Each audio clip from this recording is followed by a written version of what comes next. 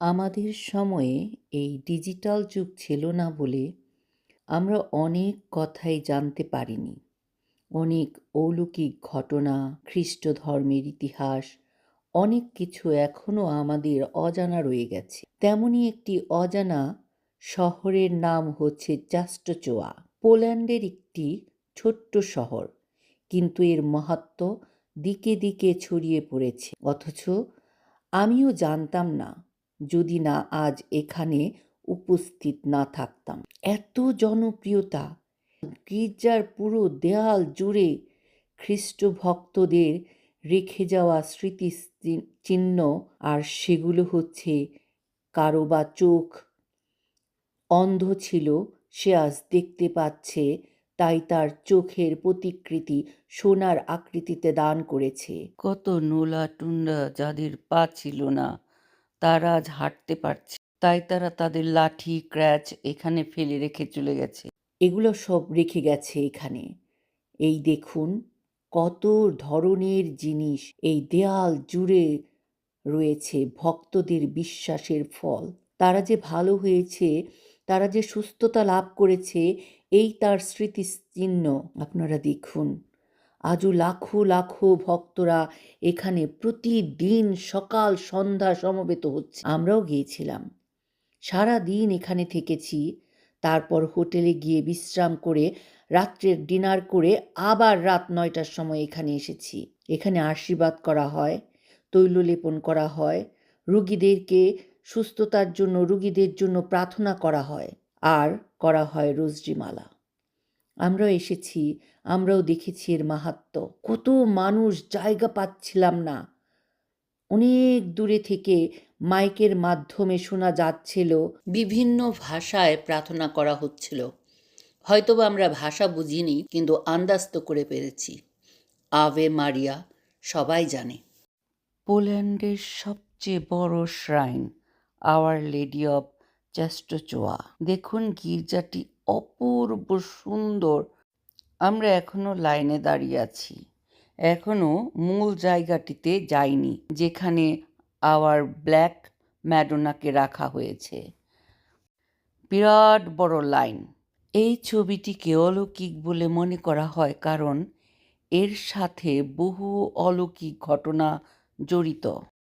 এই আইকনটি পোল্যান্ডে আসার আগে লুকলিখিত মঙ্গল সমাচারের লেখক লুক এই আইকনটি জেরুজালেমের নাজারেথ শহরে পবিত্র পরিবারের ঘরে একটি দেবদারু কাঠের টেবিলের উপরে এই অলৌকিক চিত্রটি দেখতে পেয়েছিলেন। 326 সালে সাধ্বী হেলেনা জেরুজালেমে গিয়ে আবারও এই চিত্রটি আবিষ্কার করেন।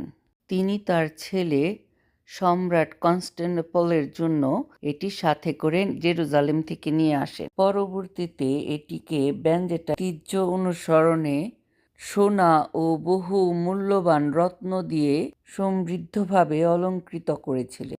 বহু অমূল্য রত্নে সাজানো এই আইকনটির মুখ আর হাত ধোয়ার কারণে কালচে দেখায়, তার জন্যই একে ব্ল্যাক ম্যাডোনা নাম দেওয়া হয়েছে। ছবিটি কনস্টান্টিনোপলের কাছ থেকে গ্যালিসিয়ার রাজা প্রথম লেভ অনেক অনুষ্ঠান ও সম্মানের সাথে তার রাজ্য বেলজে নিয়ে আসেন।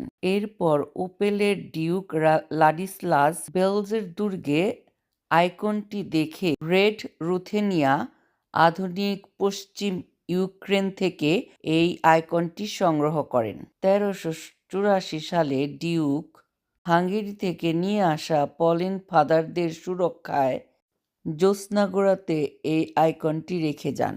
এই উঁচু পাহাড়টির একটি কাঠের গির্জাতে এই মূর্তিটিকে স্থাপন করা হয়েছিল।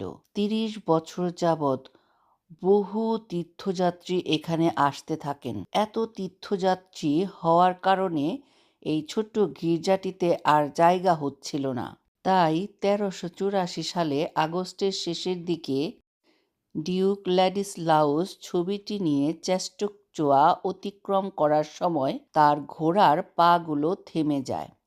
ঘোড়াগুলো আর যাচ্ছিল না সামনের দিকে। তখন তিনি একটি দর্শন লাভ করেন, ছবিটি চাস্টোচোয়াতেই রেখে যেতে বলেন। স্বপ্ন দর্শন পেয়ে ছবিটি তাই চেষ্টচোয়াতেই রেখে যান। আর 1655 সালের শীতকালে দ্বিতীয় বিশ্বযুদ্ধের সময় সুইডিশ আক্রমণ থেকে এই ব্ল্যাক ম্যাডোনার মূর্তিটি অলৌকিকভাবে এই জ্যোৎস্নাগোরাকে রক্ষা করেন।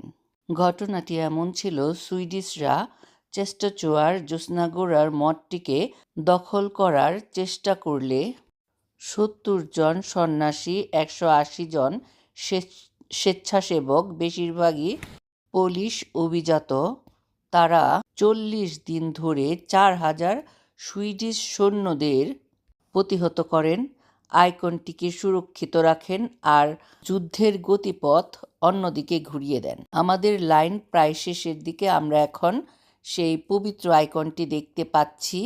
এই মূল পেন্টিংটি 122 সেন্টিমিটার বাই 82 সেন্টিমিটার। এখানে মা মারিয়াকে হোডেজেস্ট্রিয়া হিসেবে দেখানো হয়েছে, যার বাংলায় অর্থ দ্বারা এক যে পদ দেখায়, যার অর্থ হচ্ছে মা মারিয়া ডান হাত দিয়ে যিশুর দিকে পরিত্রাণের উৎস হিসেবে ইশারা করেছেন, নিজের দিক থেকে মনোযোগ সরিয়ে নিয়েছে।